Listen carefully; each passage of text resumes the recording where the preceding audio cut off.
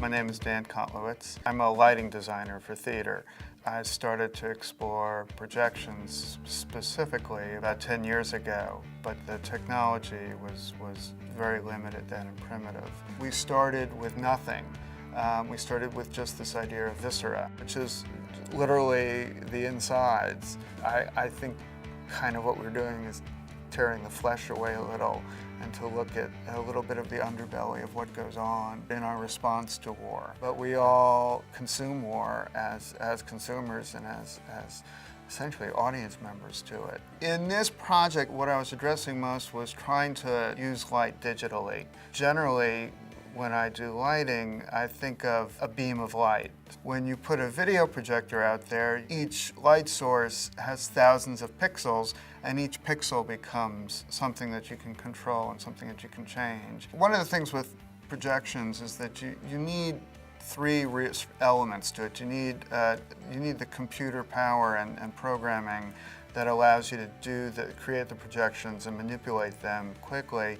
You also need projectors that have enough strength to them so that they can punch through the stage lights, and you need something to project on. There are programs now which are relatively new, one in particular called Isadora, which we brought through this grant, which allows you to manipulate the video live and very quickly.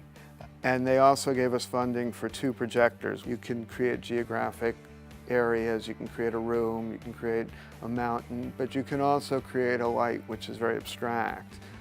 So the range of it is extraordinary. In addition to the computing power and to the actual video projectors we needed, you have to have something to project onto.